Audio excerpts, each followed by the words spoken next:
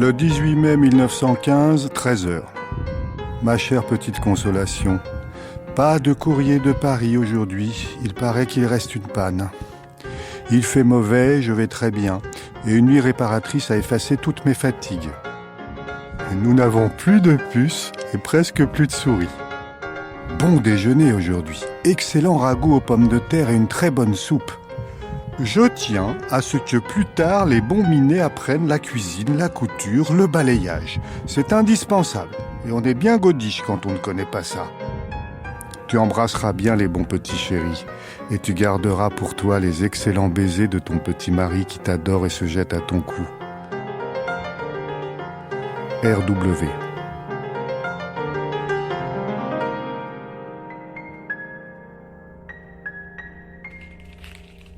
Les premiers documents qui m'ont donné accès à Jeanne sont les lettres que lui écrivait son mari Raphaël pendant la Première Guerre mondiale. Raphaël était alors brancardier. Il a passé 4 ans loin de Jeanne et de ses 2 fils. 4 ans où ils s'écrivirent avec Jeanne quasiment tous les jours. Je dois l'admettre, en lisant ces lettres, je ne me suis pas concentrée sur la dureté de la guerre. Mon cœur ne s'est pas déchiré en pensant à la séparation, au froid, aux rats, aux morts. J'ai surtout été étonnée de voir à quel point Raphaël parlait de bouffe. J'ai un peu honte de le dire, mais ces lectures m'ont même parfois mis l'eau à la bouche.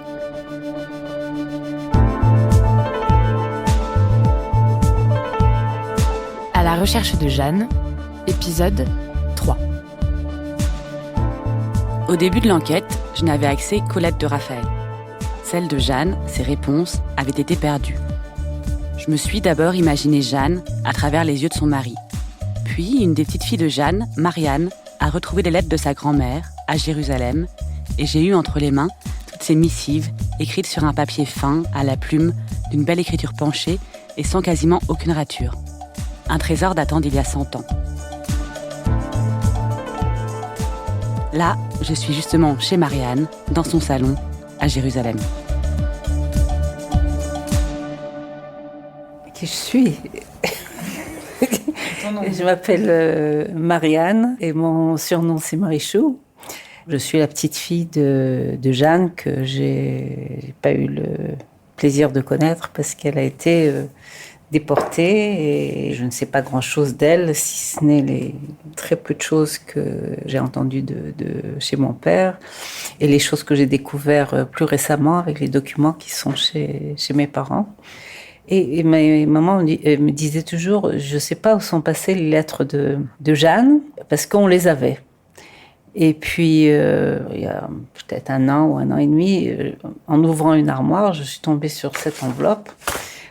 Et c'était quand même très visible que les lettres étaient là. Il y a écrit quoi sur l'enveloppe? Lettres de grand-mère Jeanne. Donc, elle avait son mari qui était dans les tranchées. Au travers de ces lettres, j'en ai lu quelques-unes. On peut voir une constance de l'affection, de l'amitié, de la préoccupation, de leurs sentiments mutuels.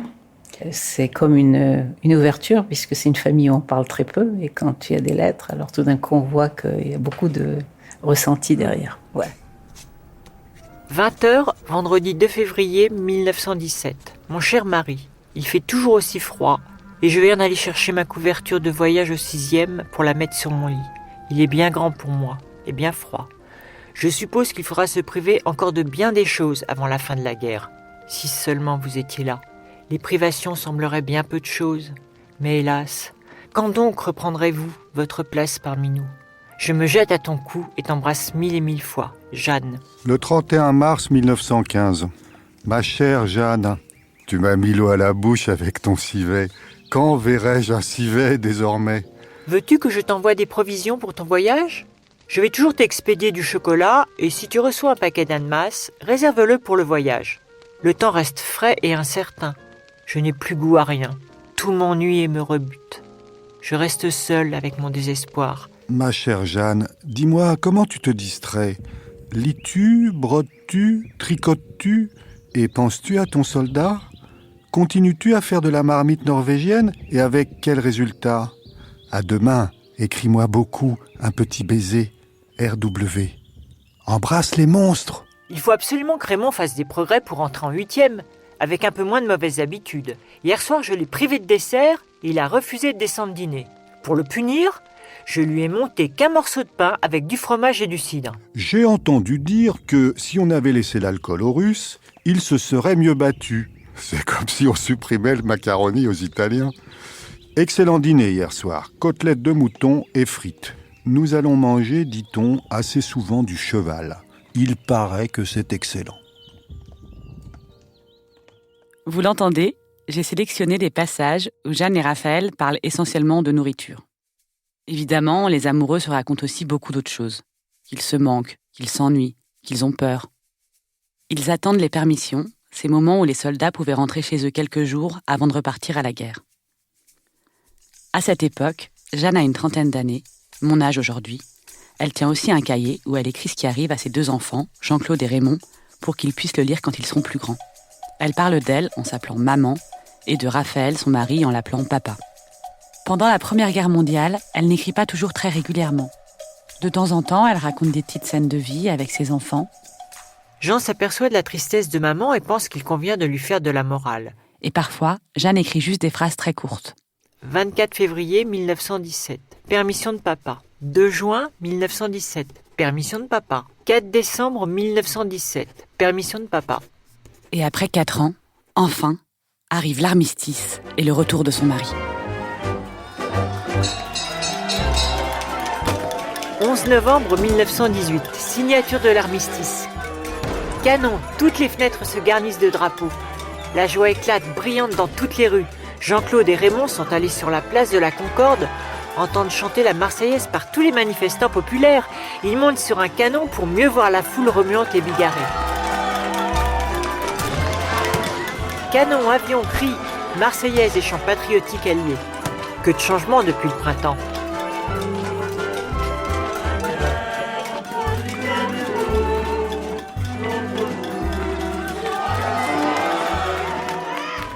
J'imagine la joie que cela a dû être, après des années séparées, après des permissions trop courtes, qui devaient toujours laisser un goût amer, de pouvoir se retrouver enfin réunis.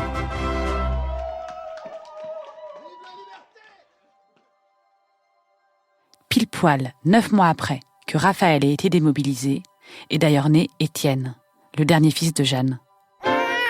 Regardez ce petit, c'est encore un garçon. 16 novembre 1919. Jean et Raymond ont un petit frère, Étienne Bertrand. Il est né à 1h40 du matin et ressemble à ses aînés. Cheveux sombres, yeux sombres, teint frais. Jeanne a écrit tout au long de sa vie. Son cahier s'arrête en 1939, 3 ans avant sa déportation. Au fil des pages, elle raconte la vie de sa famille, les succès et échecs de ses enfants, le mariage de ses fils, la naissance de ses petits-enfants. Dans ses lettres et dans les cahiers, Jeanne et Raphaël parlent aussi parfois de leurs domestiques. Miss, c'est l'heure d'aller promener les enfants, là. La Miss, qui apprend l'anglais aux enfants, les bonnes à la cuisine et au ménage. À table! La manière dont ils en parlent, souvent d'une façon un peu hautaine, parfois méprisante, témoigne de leur classe sociale. La bourgeoisie française bien installée. J'espérais un peu secrètement que Jeanne serait une femme ultra-moderne, libérée, militante pour l'égalité. Mais il me semble que Jeanne était surtout une mère de famille, bourgeoise, sûre de sa classe et de ses privilèges.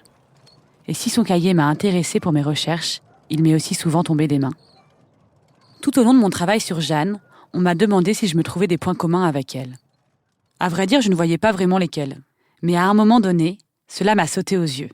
En réalité, ce qu'on a en commun avec mon arrière-grand-mère, c'est tout simplement notre amour pour la cuisine et aussi notre gourmandise. Nous sommes d'ailleurs de retour dans la cuisine de Marianne, à Jérusalem, pour préparer des gnocchis suisses. Un plat très gourmand et très gras, issu du cahier de Jeanne. Alors, gnocchi suisse, battre en mousse 250 g de beurre frais avec 2 œufs entiers et 2 jaunes. Ajoutez sel, muscade, ainsi que 150 g de farine tamisée. Les ranger dans un plat à gratin beurré, les saupoudrer copieusement de fromage râpé et les arroser de beurre noisette. Parsemer la surface de petits morceaux de beurre et gratiner au four chaud. C'est pas léger. Ouais. Et toi, t'en faisais à tes enfants des gnocchis ? Ouais, j'en faisais aussi. Ouais, c'est un plat complet qui convient à toute la famille. Et donc, ils aimaient bien ça. Et tu disais aussi que tu as choisi les recettes et tu n'avais pas 15 000 choix parce qu'il y a beaucoup de choses qui sont même pas du tout cachères dedans. Voilà. Il y a des plats qui sont faits avec des viandes qui ne sont pas cachères et il y a des plats qui sont faits avec de la viande et du lait que nous, on ne mélange pas dans la cuisine.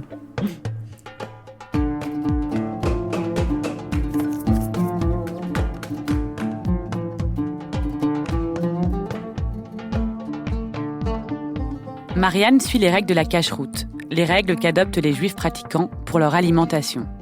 Elle tamise la farine, elle ne mélange pas le lait et les animaux dans un même plat, elle ne mange pas de porc, de crustacés ou d'autres fruits de mer, et a 2 services de vaisselle, un pour les produits laitiers, l'autre pour la viande. Marianne est pratiquante, contrairement à sa grand-mère Jeanne. Je lui ai demandé si elle savait comment son père avait été éduqué par Jeanne. Dans mon souvenir, c'est que sa famille était très très assimilée. Et c'est en retrouvant des documents ou en écoutant les dernières interviews de mon père que je me rends compte que c'était pas aussi net que ça. Il faisait pas Pâques, mais que sa mère, elle faisait un régime de fruits de fruits et de légumes pendant Pâques. Donc elle mangeait pas de pain. Et bon, c'était un peu amusant, mais voilà. Et dans les recettes, alors. Là, j'étais très étonnée de voir qu'il y avait peu de recettes, mais enfin quelques recettes où il y a quand même des éléments de cuisine juive, puisqu'il y a des trucs de Pâques. Et bon, ça m'a aussi un peu étonnée. Voilà. Bon, il n'y a pas 50 000 recettes de cuisine juive dans les livres de Jeanne. Mais on trouve quand même une carpe farcie, des boulettes matzeh pour légumes et un kugel au matzah. Des plats typiquement juifs ashkénazes.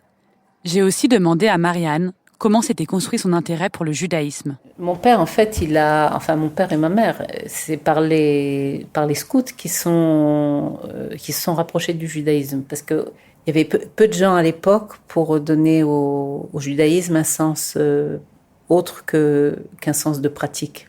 Et donc, les gens qui étaient un petit peu plus intellectuels se détachaient facilement de ce qu'ils considéraient comme quelque chose d'archaïque et de dépassé. Je crois qu'ils ne se sentaient pas suffisamment de connaissances pour nous en donner, donc ils nous ont mis dans une école juive.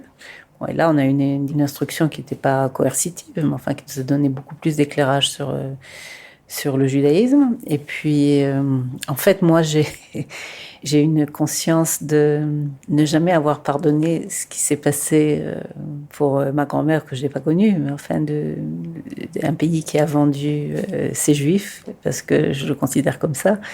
C'est un pays où je n'avais pas envie de vivre. Donc, disons que mon sionisme est venu de façon... autant par opposition à ce qui s'était passé pour mes parents et mes grands-parents que par un intérêt pour les racines juives que j'avais. Voilà.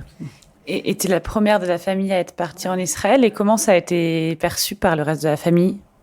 J'en sais rien. C'est à l'époque, mes parents n'ont fait aucune opposition. Et de mon côté, moi, j'ai coupé pratiquement les liens avec tout ce qui pouvait être français, puisque je suis pas retournée.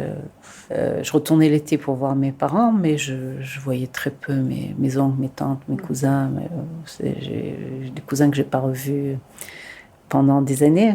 Il y avait aussi un consensus dans la famille qui est assez bien, c'est qu'on ne parle pas de politique, parce qu'il y avait beaucoup de communistes quand même dans la famille. Donc on parlait pas de politique. Voilà. Et donc pas d'Israël non plus. Attention, préparez vos papilles. Ça ressemble au tien, non ? Marie-Chou, je veux Mon avis. ton verdict. Ah, c'est bon. Ça te rappelle un peu ce que tu fais toi ou... C'est plus gras, mais enfin, je suis étonnée qu'on sent pas tellement le gras. Hein.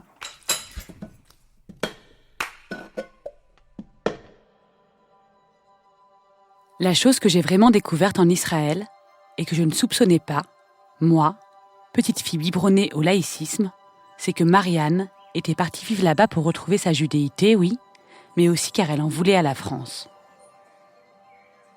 Après la guerre, donc, certaines personnes de la famille embrassèrent totalement leur judéité et d'autres s'en dévêtirent à tout jamais.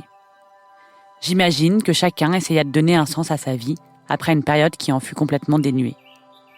Ce que j'ai compris aussi, c'est que dans les années 40, Raphaël et Jeanne avaient été désignés juifs par les autres, alors qu'eux se voyaient sans doute avant tout comme des bons Français.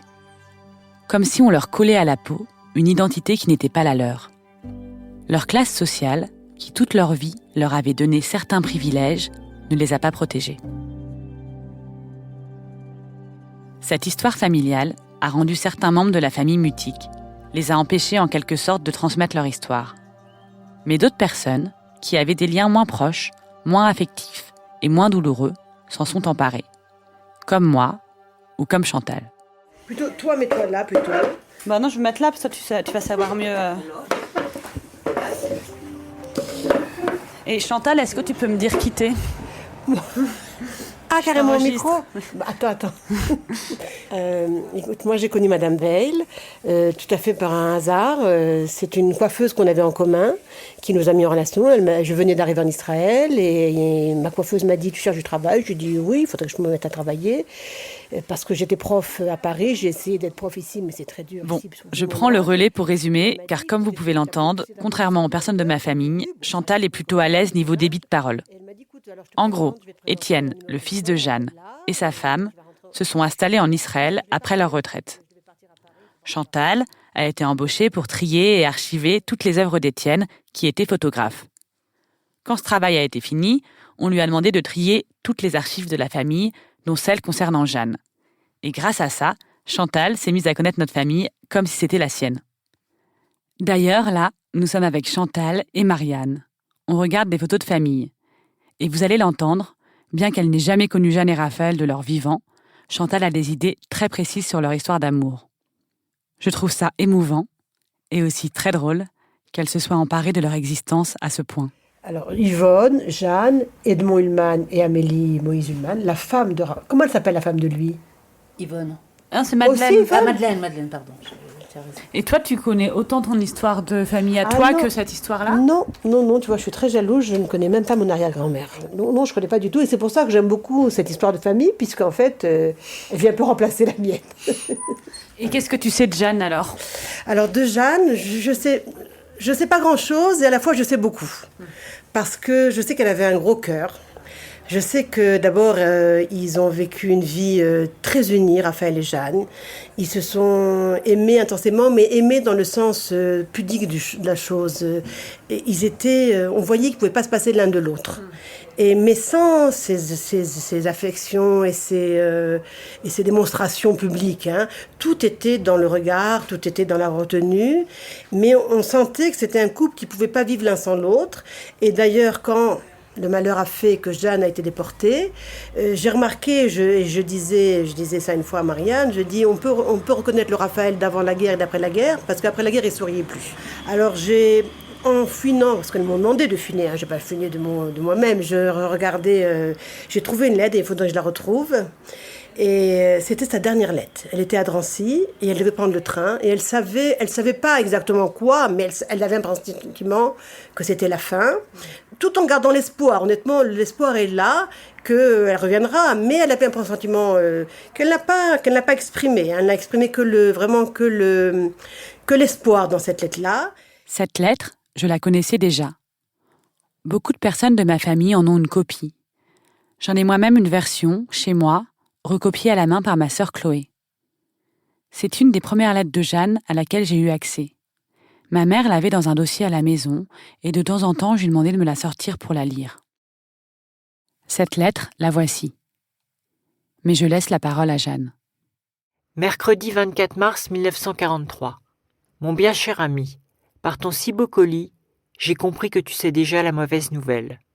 Nous avons voyagé hier toute la journée et repartons demain matin. Les cousins de Jacqueline Veil sont aussi du voyage et quelques anciens de Drancy. J'espère, mon chéri, que tu seras aussi courageux que je le suis et tu penseras aux enfants et les gâteras à ma place. Je pense bien à vous tous et votre souvenir m'accompagnera partout. Peut-être retrouverai-je Jacqueline ou Raymond et j'attendrai des jours meilleurs avec la foi dans la justice immanente. Soigne-toi bien, distrais-toi, prends soin de tout ce qui est à la grange et embrasse tendrement de ma part tous ceux que j'aime et qui furent si prévenants pour moi. Jean, Madeleine, les trois petits, Étienne, les Paul, Madeleine Léguerre, René, Thérèse, puis Amitié à Amy, Bella, Esther, et souhaitons bonne fête ensemble à la mère d'Alphonse. Ton colis me sera bien précieux, et surtout, il m'apporte une nouvelle preuve de ta tendresse. Au revoir, cher ami. Je t'embrasse tendrement. Jeanne.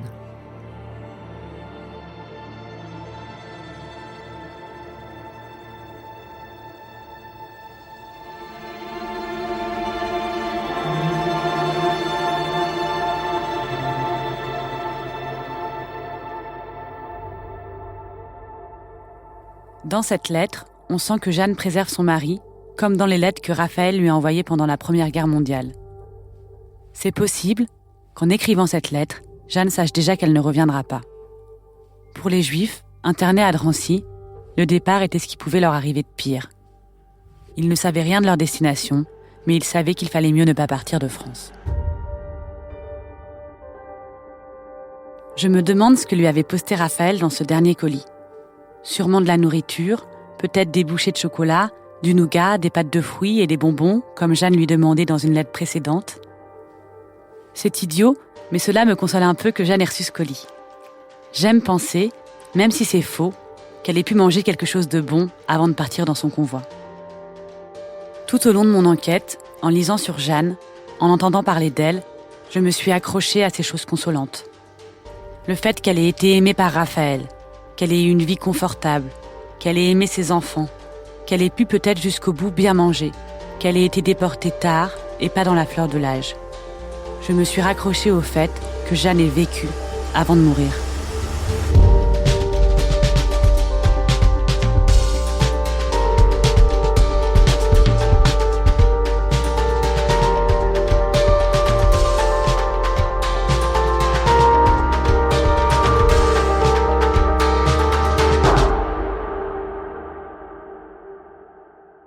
À la recherche de Jeanne, à suivre.